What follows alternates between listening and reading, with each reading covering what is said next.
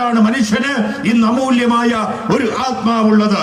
എന്നാൽ ഈ മനുഷ്യന്റെ മറ്റൊരു പ്രത്യേകത, ദൈവത്തിന്റെ സാദൃശ്യത്തിലും സ്വരൂപത്തിലുമാണ് ദൈവം മനുഷ്യനെ സൃഷ്ടിച്ചത്.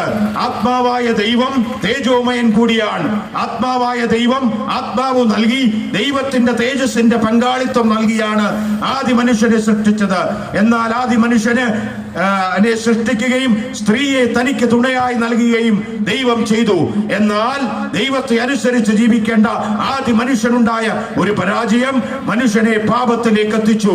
അനുസരിക്കുക, ദൈവത്തെ അനുസരിക്കുക എന്ന കാര്യമാണ് മനുഷ്യനെ സംബന്ധിച്ചിടത്തോളം ദൈവം കൽപ്പിക്കപ്പെട്ടിട്ടുള്ളത്. അതുകൊണ്ട് ദൈവം ചെയ്യരുതെന്ന് പറഞ്ഞത് ചെയ്യുവാൻ ആ ദൈവത്തിന്റെ പ്രതിയോഗിയായ പിശാചിന്റെ പ്രേരണയ്ക്ക് വശംവദരായി ചെയ്യുവാൻ മുതിർന്നത് കൊണ്ട് ദൈവത്തോട് അനുസരണക്കേട് ദൈവം പറഞ്ഞതുപോലെ പാപമായിട്ട് തീർന്നു. ദൈവത്തോടുള്ള ആത്മാവിന്റെ ബന്ധം, സമാധാന ബന്ധം, ആത്മീക ബന്ധം നശിക്കുവാനിടയായി തീർന്നു. അതുകൊണ്ടാണ് മനുഷ്യരെല്ലാവരും പാപികളായി തീർന്നത്. ദൈവത്തിന്റെ വചനം രേഖപ്പെടുത്തിയിരിക്കുന്നു, ആദ്യ മനുഷ്യൻ അവൻ ഒരുത്തലിൽ നിന്ന് ദൈവം മാനവജാതിയൊക്കെയും ഉളവാക്കി അവരുടെ നിവാസത്തിന് കാലങ്ങളെയും അതിരുകളെയും നിശ്ചയിച്ചു. ദൈവത്തിന് സ്തോത്രം. അതുകൊണ്ട് എന്നെ കേൾക്കുന്ന പ്രിയപ്പെട്ടവരെ, ആദ്യ മനുഷ്യനെ ദൈവം പാപമില്ലാത്തവനായി സൃഷ്ടിച്ചു. ദൈവത്തോട് അനുസരണമുള്ളവൻ, ദൈവത്തോട് ബന്ധമുള്ളവൻ, ദൈവത്തിന്റെ തേജസ്സിന്റെ പാത്രമായി തീർന്നവൻ.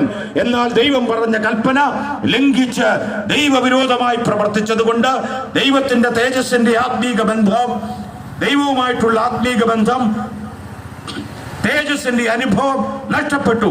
അതുകൊണ്ട് മനുഷ്യൻ പാപിയായി തീർന്നു. പിന്നീട് ആ മാനവ കുലത്തിൽ നിന്നും ജനിച്ച സകലരുമാണ് ഇന്ന് ഭൂമിയിൽ എവിടെയായിരുന്നാലും മനുഷ്യനായിരിക്കുന്നത്, പരന്നിരിക്കുന്നത്. അപ്പോൾ പാപിയായ മനുഷ്യനെ സംബന്ധിച്ചിടത്തോളം ദൈവം പാപം ക്ഷമിക്കുന്നവനല്ല. അനുസരണക്കേടിനാൽ സംഭവിച്ച പാപം, അനുസരണക്കേടും അതുമൂലമുള്ള പാപവും ദൈവം ക്ഷമിക്കുന്നതല്ല. അതുകൊണ്ട് എന്ത് സംഭവിച്ചു? ഒരിക്കൽ മരണവും പിന്നെ ന്യായവിധിയും ദൈവം മനുഷ്യർക്കായി നിയമിച്ചു. ഒരിക്കൽ മരണം, അത് ശാരീരിക മരണം. ഒരിക്കൽ ആത്മാവിന്റെ ബന്ധം നഷ്ടപ്പെട്ട് മനുഷ്യനാത്മീക മരണം സംഭവിച്ചുവെങ്കിൽ ഇതാ രണ്ടാമതൊരു മരണം ദൈവം കൽപ്പിച്ചു. ഒരിക്കൽ മരണവും പിന്നെ ന്യായവിധിയും. മരണം എന്താണ്? ഞാനും നിങ്ങളും മരണത്തിലൂടെ കടന്നുപോയേ മതിയാകെയുള്ളൂ. എന്റെയും നിങ്ങളുടെയും യാതൊരു വിധമായ പ്രവൃത്തി കൊണ്ടും ഈ മരണത്തെ അതിജീവിക്കുവാൻ കഴിയുകയില്ല. ഈ മരണം എപ്പോഴും എങ്ങനെയും കടന്നു വരാം.